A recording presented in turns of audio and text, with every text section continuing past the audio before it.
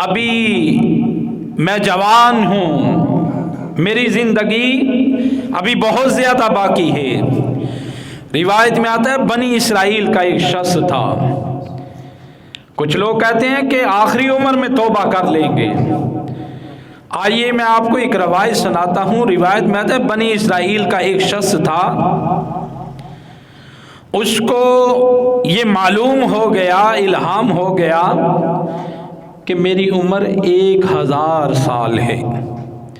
بڑا نیک تھا، عابد تھا، متقی تھا، پرہیزگار تھا، اللہ تبارک و تعالیٰ کی احکامات پر عمل کرنے والا تھا۔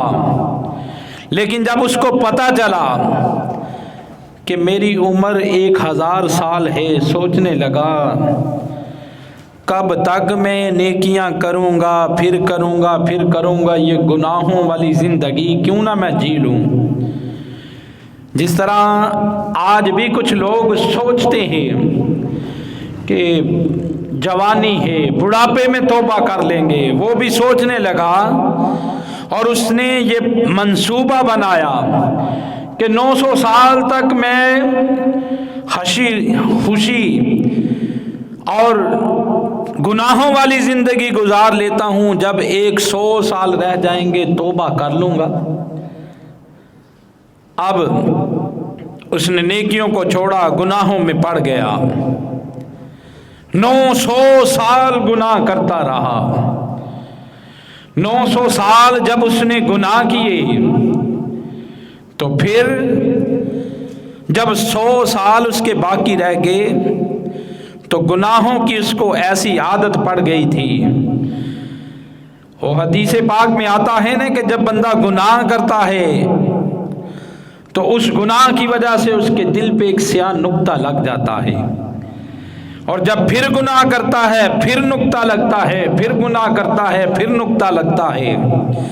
اب 900 سال اس نے جو گزارے گناہوں بھری زندگی تھی، اب جب 100 سال رہ گئے، اب کہاں اس کو نیکی کی طرف آنے دیا جائے، کیونکہ گناہوں کی عادت اس کو لگ چکی تھی۔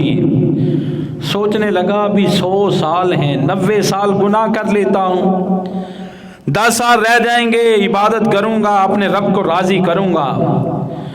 90 سال اس کے گناہوں میں گزر گئے، 10 سال جب رہ گئے، کہنے لگا 10 سال۔ یہی حال کچھ لوگوں کا اب بھی ہے کہ ابھی اتنی زندگی ہے، نمازیں پڑھیں گے، اللہ اللہ کریں گے تو بڑھاپے میں کر لیں گے، یہ کون سا ضروری ہے۔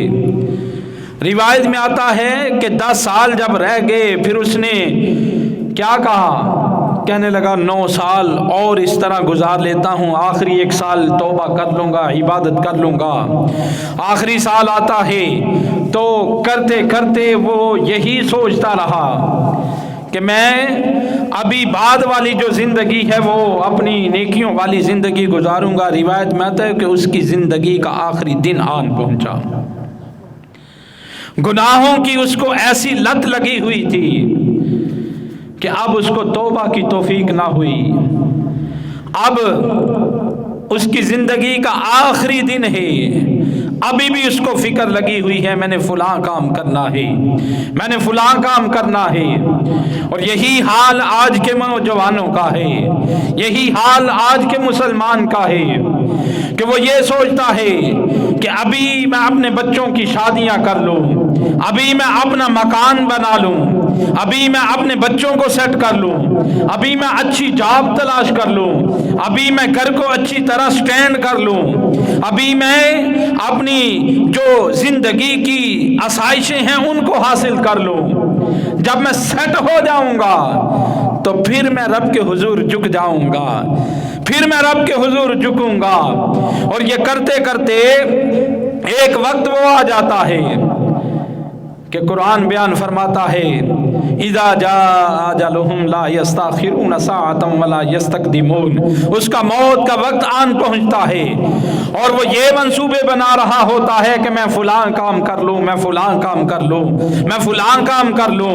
اسی طرح اس کی زندگی گزر جاتی ہے۔ پھر جب وہ سیٹ ہونے لگتا ہے تو موت اس کو آ لیتی ہے۔ جب موت اس کو آ لیتی ہے، ہائے کیسی بے بسی ہو جاتی ہے کہ اب جس کام کے لیے ساری زندگی گزاری، جس مکان کے لیے رب کو ناراض کیا، جس بچوں کے لیے آپ نے رب کو ناراض کیا، جب توبہ کی توفیق تھی تو اس وقت توفیق نہ ملی، جب رب کو راضی کرنا تھا دنیا بنانے میں لگا دی، بچوں کے لیے اپنی آخرت برباد کر دی۔